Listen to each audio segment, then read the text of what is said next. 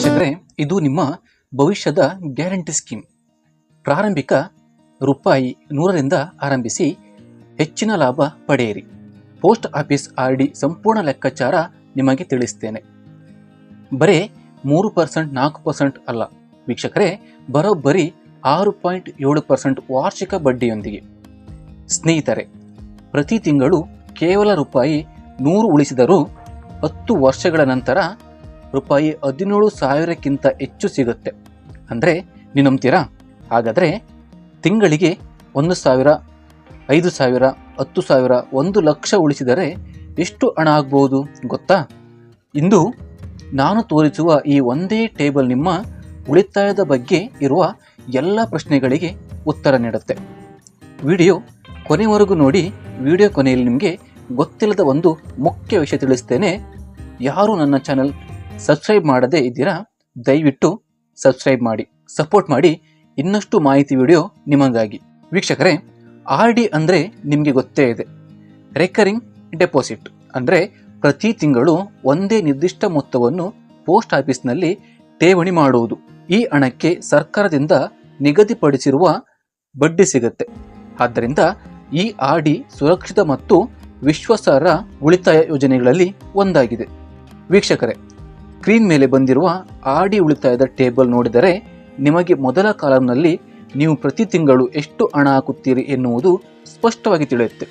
ಮುಂದೆ 5 ವರ್ಷ, 6 ವರ್ಷ, 7, 8, 9 ವರ್ಷ ಹಾಗೂ 10 ವರ್ಷಗಳ ನಂತರ ನಿಮಗೆ ಎಷ್ಟು ಹಣ ಸಿಗುತ್ತದೆ ಎಂಬ ಲೆಕ್ಕವಿದೆ. ಈ ಲೆಕ್ಕಾಚಾರ 6.7% ಬಡ್ಡಿ ದರದ ಆಧಾರದ ಮೇಲೆ ನೀಡಲಾಗಿದೆ.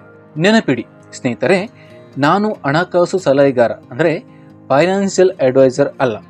ಈ ವಿಡಿಯೋ ಕೇವಲ ಶಿಕ್ಷಣ ಮತ್ತು ಮಾಹಿತಿ ನೀಡುವ ಉದ್ದೇಶಕ್ಕಾಗಿ ಮಾಡಲಾಗಿದೆ. ಯಾವುದೇ ಹೂಡಿಕೆ ಅಥವಾ ಹಣಕಾಸಿನ ನಿರ್ಧಾರ ತೆಗೆದುಕೊಳ್ಳುವ ಮೊದಲು ಅಧಿಕೃತ ಮೂಲಗಳಿಂದ ಮಾಹಿತಿ ಪರಿಶೀಲಿಸಿ ಅಥವಾ ಅರ್ಹ ಹಣಕಾಸು ಸಲಹೆಗಾರರ ಸಲಹೆ ಪಡೆಯಿರಿ. ಬನ್ನಿ ಕೆಲವು ಉದಾಹರಣೆ ನೋಡೋಣ. ಪ್ರತಿ ತಿಂಗಳು ರೂಪಾಯಿ 100 ಉಳಿಸಿದರೆ 5 ವರ್ಷಗಳ ನಂತರ ಸುಮಾರು ರೂಪಾಯಿ 7,137, 10 ವರ್ಷಗಳ ನಂತರ ಸುಮಾರು 17,085 ರೂಪಾಯಿ ಆಗುತ್ತೆ. ಪ್ರತಿ ತಿಂಗಳು ರೂಪಾಯಿ 500 ಉಳಿಸಿದರೆ 5 ವರ್ಷಗಳ ನಂತರ ಸುಮಾರು ರೂಪಾಯಿ 35,683 ರೂಪಾಯಿ ಆಗುತ್ತೆ. 10 ವರ್ಷಗಳ ನಂತರ ಸುಮಾರು ರೂಪಾಯಿ 85,427 ಆಗಿರುತ್ತೆ. ಪ್ರತಿ ತಿಂಗಳು ರೂಪಾಯಿ 1,000 ಉಳಿಸಿದರೆ 5 ವರ್ಷಗಳ ನಂತರ ಸುಮಾರು ರೂಪಾಯಿ 71,366 ಆಗಿರುತ್ತೆ. 10 ವರ್ಷಗಳ ನಂತರ ಸುಮಾರು ರೂಪಾಯಿ 1,70,856 ಆಗಿರುತ್ತೆ. ಪ್ರತಿ ತಿಂಗಳು ರೂಪಾಯಿ 5,000 ಉಳಿಸಿದರೆ 5 ವರ್ಷಗಳ ನಂತರ ಸುಮಾರು ರೂಪಾಯಿ 3,56,829 ಆಗಿರುತ್ತೆ.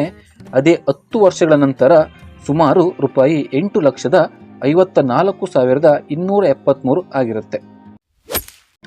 ಪ್ರತಿ ತಿಂಗಳು ರೂಪಾಯಿ 10,000 ಉಳಿಸಿದರೆ 5 ವರ್ಷಗಳ ನಂತರ ಸುಮಾರು ರೂಪಾಯಿ 7,13,658 ಆಗಿರುತ್ತೆ.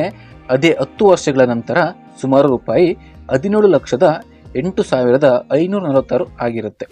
ಪ್ರತಿ ತಿಂಗಳು ರೂಪಾಯಿ 1 ಲಕ್ಷ ಉಳಿಸಿದರೆ 5 ವರ್ಷಗಳ ನಂತರ ಸುಮಾರು ರೂಪಾಯಿ 71,36,583 ಉಳಿಯುತ್ತೆ. 10 ವರ್ಷಗಳ ನಂತರ ಸುಮಾರು ರೂಪಾಯಿ 1,70,85,457 ಸಿಗುತ್ತೆ. ನೆನಪಿಡಿ ವೀಕ್ಷಕರೇ, ಇದು ನಿರ್ದಿಷ್ಟವಾಗಿ ತಿಂಗಳಿಗೆ ಉಳಿತಾಯ ಮಾಡಿದರೆ ಮಾತ್ರ ಈ ಮೊತ್ತವನ್ನು ಪಡೆಯಬಹುದು. ಈ ಟೇಬಲ್ನಲ್ಲಿ ಇರುವ ಲೆಕ್ಕಾಚಾರ 1/7/2026 ಅಂದರೆ ಜುಲೈ 1, 2026ರಿಂದ 1/9/2026 ಅಂದರೆ ಸೆಪ್ಟೆಂಬರ್ 1, 2026 ಅವಧಿಯ 6.7% ಬಡ್ಡಿ ದರ ಆಧಾರಿತವಾಗಿದೆ. ಸರ್ಕಾರದ ಮುಂದಿನ ತ್ರೈಮಾಸಿಕದಲ್ಲಿ ಬಡ್ಡಿ ದರವನ್ನು ಬದಲಿಸಿದರೆ ಮುಂದಿನ RD ಲೆಕ್ಕಾಚಾರವು ಬದಲಾಗಬಹುದು. ಆದ್ದರಿಂದ RD ಆರಂಭಿಸುವ ಮೊದಲು ಪ್ರಸ್ತುತ ಬಡ್ಡಿ ದರವನ್ನು ಪರಿಶೀಲಿಸುವುದು ಮುಖ್ಯವಾಗಿದೆ ಮತ್ತು ಹಣಕಾಸು ತಜ್ಞರ ಮತ್ತು ಪೋಸ್ಟ್ ಆಫೀಸ್ ಕಚೇರಿಗೆ ಭೇಟಿ ನೀಡಿ ಹೆಚ್ಚಿನ ಮಾಹಿತಿಯನ್ನು ಪಡೆದುಕೊಳ್ಳಿ.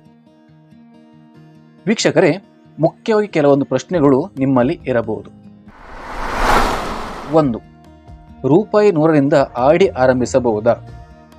ಉತ್ತರ ಹೌದು. ಪೋಸ್ಟ್ ಆಫೀಸ್ RDಯನ್ನು ಕನಿಷ್ಠ ರೂಪಾಯಿ 100ರಿಂದ ಆರಂಭಿಸಬಹುದು. ನಂತರ ರೂಪಾಯಿ 10 ಗುಣಾಕಾರದಲ್ಲಿ ಯಾವುದೇ ಮೊತ್ತವನ್ನು ಆಯ್ಕೆ ಮಾಡಬಹುದು. 2. ಪೋಸ್ಟ್ ಆಫೀಸ್ ಆರ್ಡಿಗೆ ಕನಿಷ್ಠ ಮತ್ತು ಗರಿಷ್ಠ ಮೊತ್ತ ಎಷ್ಟು? ಉತ್ತರ: ಕನಿಷ್ಠ 100, ಗರಿಷ್ಠ ಮಿತಿ ಇಲ್ಲ. ನಿಮ್ಮ ಸಾಮರ್ಥ್ಯಕ್ಕೆ ಅನುಗುಣವಾಗಿ ಯಾವುದೇ ಮೊತ್ತವನ್ನು ಪ್ರತಿ ತಿಂಗಳು ಠೇವಣಿ ಮಾಡಬಹುದು. 3. ಆರ್ಡಿಯನ್ನು 5 ವರ್ಷಗಳ ನಂತರ ಮುಂದುವರಿಸಬಹುದಾ? ಹೌದು, 5 ವರ್ಷಗಳ ಮೆಚುರಿಟಿ ನಂತರ ನಿಯಮಾನುಸಾರ ಮುಂದುವರಿಸುವ ಅವಕಾಶ ಲಭ್ಯ ಇರಬಹುದು. ಇತ್ತೀಚಿನ ನಿಯಮಗಳನ್ನು ಪೋಸ್ಟ್ ಆಫೀಸ್ನಲ್ಲಿ ಪರಿಶೀಲಿಸುವುದು ಉತ್ತಮ. 4. ಒಂದಕ್ಕಿಂತ ಹೆಚ್ಚು ಆರ್ಡಿ ಖಾತೆ ತೆರೆಯಬಹುದಾ? ಹೌದು, ಒಬ್ಬ ವ್ಯಕ್ತಿ ತನ್ನ ಅಗತ್ಯಕ್ಕೆ ಅನುಗುಣವಾಗಿ ಒಂದಕ್ಕಿಂತ ಹೆಚ್ಚು ಆರ್ಡಿ ಖಾತೆಗಳನ್ನು ತೆರೆಯಬಹುದು. 5. ಆರ್ಡಿಗೆ ನಾಮಿನಿ ಸೇರಿಸಬಹುದಾ? ಹೌದು, ಖಾತೆ ತೆರೆಯುವಾಗ ಅಥವಾ ನಂತರ ನಾಮಿನಿಯನ್ನು ಸೇರಿಸಬಹುದು. 6. ತಿಂಗಳ ಕಂತು ತಡವಾದರೆ ಏನಾಗುತ್ತೆ? ಉತ್ತರ: ಕಂತು ತಡವಾದರೆ ನಿಯಮಾನುಸಾರ ಡಿಫಾಲ್ಟ್ ಶುಲ್ಕ ಅಂದರೆ ಪೆನಾಲ್ಟಿ ವಿಧಿಸಬಹುದು. ಆದ್ದರಿಂದ ಹಣವನ್ನು ಸಮಯಕ್ಕೆ ಪಾವತಿಸುವುದು ಉತ್ತಮ. 7. ಆರ್ಡಿ ಮಧ್ಯದಲ್ಲೇ ಮುಚ್ಚಬಹುದಾ? ಹೌದು, ಆದರೆ ನಿಗದಿತ ಅವಧಿಯ ನಂತರ ಮಾತ್ರ ಮುಚ್ಚಲು ಅವಕಾಶ ಇರುತ್ತೆ ಮತ್ತು ಕೆಲವು ನಿಯಮಗಳು ಅನ್ವಯಿಸುತ್ತೆ. ಮೆಚುರಿಟಿಗಿಂತ ಮೊದಲು ಮುಚ್ಚಿದರೆ ಪೂರ್ಣ ಲಾಭ ಸಿಗದೆ ಇರಬಹುದು. ಒಮ್ಮೆ ಹತ್ತಿರದ ಪೋಸ್ಟ್ ಆಫೀಸನ್ನು ವಿಚಾರಿಸಿ. 8. ಆರ್ಡಿ ಮೇಲೆ ಲೋನ್ ಪಡೆಯಬಹುದಾ?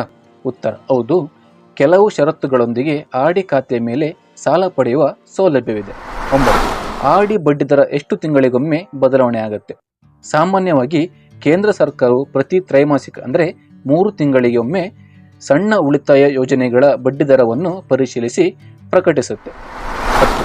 ಪೋಸ್ಟ್ ಆಫೀಸ್ ಆರ್ಡಿ ಮತ್ತು ಬ್ಯಾಂಕ್ ಆರ್ಡಿ ಯಾವುದು ಉತ್ತಮ? ಉತ್ತರ: ಎರಡಕ್ಕೂ ತಮ್ಮದೇ ಆದ ಪ್ರಯೋಜನಗಳಿವೆ. ಪೋಸ್ಟ್ ಆಫೀಸ್ ಆರ್ಡಿ ಸರ್ಕಾರದ ಬೆಂಬಲ ಹೊಂದಿರುವ ಸುರಕ್ಷಿತ ಯೋಜನೆಯಾಗಿದೆ. ಬ್ಯಾಂಕ್ ಆರ್ಡಿಗಳಲ್ಲಿ ಬಡ್ಡಿದರ ಮತ್ತು ಸೌಲಭ್ಯ ಬ್ಯಾಂಕಿನ ಪ್ರಕಾರ ಬದಲಾಗುತ್ತೆ. 11. ಪೋಸ್ಟ್ ಆಫೀಸ್ ಆರ್ಡಿಗೆ ತೆರಿಗೆ ಇದೆಯಾ?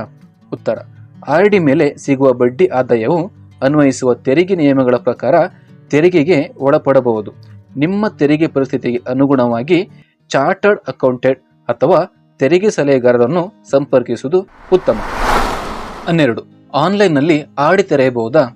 ಉತ್ತರ: ನೀವು ಪೋಸ್ಟ್ ಆಫೀಸ್ ಇಂಟರ್ನೆಟ್ ಬ್ಯಾಂಕಿಂಗ್ ಅಥವಾ ಮೊಬೈಲ್ ಬ್ಯಾಂಕಿಂಗ್ ಸೌಲಭ್ಯವನ್ನು ಈಗಾಗಲೇ ಹೊಂದಿದ್ದರೆ ಲಭ್ಯ ಇರುವ ಸೇವೆಗಳ ಆಧಾರದ ಮೇಲೆ ಆನ್ಲೈನ್ ಆರ್ಡಿ ತೆರೆಯುವ ಅವಕಾಶ ಇರಬಹುದು. ಇಲ್ಲದಿದ್ದರೆ ನಿಮ್ಮ ಸಮೀಪದ ಪೋಸ್ಟ್ ಆಫೀಸಿಗೆ ಭೇಟಿ ನೀಡಿ ತೆರೆಯಬಹುದು. 13. ಹಿರಿಯ ನಾಗರಿಕರಿಗೆ ಹೆಚ್ಚುವರಿ ಬಡ್ಡಿ ಸಿಗುತ್ತದೆಯೇ? ಇಲ್ಲ, ಪೋಸ್ಟ್ ಆಫೀಸ್ ಆರ್ಡಿ ಯೋಜನೆಯಲ್ಲಿ ಹಿರಿಯ ನಾಗರಿಕರಿಗೆ ಹೆಚ್ಚುವರಿ ಬಡ್ಡಿ ದರ ಇರಲ್ಲ. 14. ಮಕ್ಕಳ ಹೆಸರಿನಲ್ಲಿ ಆರ್ಡಿ ತೆರೆಯಬಹುದಾ? ಉತ್ತರ: ಹೌದು, ಪೋಷಕರು ಅಥವಾ ಕಾನೂನುಬದ್ಧ ಪಾಲಕರು ಅಪ್ರಾಪ್ತ ವಯಸ್ಸಿನ ಮಗುವಿನ ಹೆಸರಿನಲ್ಲಿ ಆರ್ಡಿ ಖಾತೆ ತೆರೆಯಬಹುದು. 15. 3 ವರ್ಷಕ್ಕಿಂತ ಮೊದಲು ಪೋಸ್ಟ್ ಆಫೀಸ್ ಆರ್ಡಿ ಖಾತೆಯನ್ನು ಮುಚ್ಚಿ ಹಣವನ್ನು ಹಿಂಪಡೆಯಲು ಅವಕಾಶ ಇದೆಯೇ? ಇಲ್ಲ, ಸಾಮಾನ್ಯವಾಗಿ 3 ವರ್ಷಗಳಿಗಿಂತ ಮೊದಲು ಪೋಸ್ಟ್ ಆಫೀಸ್ ಆರ್ಡಿ ಖಾತೆ ಮುಚ್ಚಿ ಹಣವನ್ನು ಹಿಂಪಡೆಯಲು ಅವಕಾಶ ಇರುವುದಿಲ್ಲ. ನೀವು 3 ವರ್ಷಕ್ಕಿಂತ ಮೊದಲು ಕಂತು ಕಟ್ಟುವುದನ್ನು ನಿಲ್ಲಿಸಿದರೆ 1. ಖಾತೆ ಡಿಫಾಲ್ಟ್ ಅಂದರೆ ಡಿಸ್ಕಂಟಿನ್ಯೂಡ್ ಆಗಬಹುದು. 2. ಕೇವಲ ಕಂತು ನಿಲ್ಲಿಸಿದಿರಿ ಎಂದು ತಕ್ಷಣ ಹಣವನ್ನು ವಾಪಸ್ ಪಡೆಯಲು ಸಾಧ್ಯವಿಲ್ಲ. 3 ವರ್ಷ ಪೂರ್ಣವಾದ ನಂತರ ಮಾತ್ರ ಖಾತೆಯನ್ನು ಅವಧಿಗೆ ಮುನ್ನ ಅಂದರೆ ಪ್ರೀಮೆಚ್ಯೂರ್ ಕ್ಲೋಸರ್ ಮುಚ್ಚಿ ಹಣ ಪಡೆಯಬಹುದು. ಆ ಸಂದರ್ಭದಲ್ಲಿ ಆರ್ಡಿ ಬಡ್ಡಿದರ ಸಿಗಲ್ಲ. ಆ ಅವಧಿಗೆ ಅನ್ವಯಿಸುವ ಪೋಸ್ಟ್ ಆಫೀಸ್ ಸೇವಿಂಗ್ ಅಕೌಂಟ್ ಬಡ್ಡಿದರದಂತೆ ಲೆಕ್ಕ ಹಾಕಲಾಗುವುದು. ಪೋಸ್ಟ್ ಆಫೀಸ್ ಇಂಡಿಯಾ ಪೋಸ್ಟ್ ಗ್ರಾಹಕ ಸೇವೆಯ ಟೋಲ್ ಫ್ರೀ ಸಂಖ್ಯೆ 180026666868. ಗ್ರಾಹಕ ಪ್ರತಿನಿಧಿ ಸೇವೆ ಬೆಳಿಗ್ಗೆ 8ರಿಂದ ರಾತ್ರಿ 8ರವರೆಗೆ. IVRS ಸ್ವಯಂಚಾಲಿತ ಧ್ವನಿ ಸೇವೆ 24x7 ಲಭ್ಯವಿದೆ. India post payment bank IPPB ಸಂಬಂಧಿತ ಪ್ರಶ್ನೆಗಳಿಗಾಗಿ 155299 ಕಸ್ಟಮರ್ ಕೇರ್ 03322029000. ವೀಕ್ಷಕರೇ, ಈ ವಿಡಿಯೋ ಉಪಯುಕ್ತವಾಗಿದ್ದರೆ ಲೈಕ್ ಮಾಡಿ, ನಿಮ್ಮ ಸ್ನೇಹಿತರಿಗೆ ಶೇರ್ ಮಾಡಿ ಮತ್ತು ಸರ್ಕಾರಿ ಯೋಜನೆಗಳು ಹಾಗೂ ಹಣಕಾಸು ಮಾಹಿತಿಗಾಗಿ ನನ್ನ ಚಾನೆಲನ್ನು ಸಬ್ಸ್ಕ್ರೈಬ್ ಮಾಡಿ. ಎಚ್ಚರಿಕೆ: ಯಾವುದೇ ಹಣಕಾಸಿನ ಹೂಡಿಕೆಗೆ ಮೊದಲು ಹಣಕಾಸು ತಜ್ಞರು ಅಥವಾ ಕಚೇರಿ ಸಿಬ್ಬಂದಿಯನ್ನು ವಿಚಾರಿಸಿ ಹೆಚ್ಚಿನ ಮಾಹಿತಿ ಪಡೆಯಿರಿ. ಧನ್ಯವಾದಗಳು. Thank you.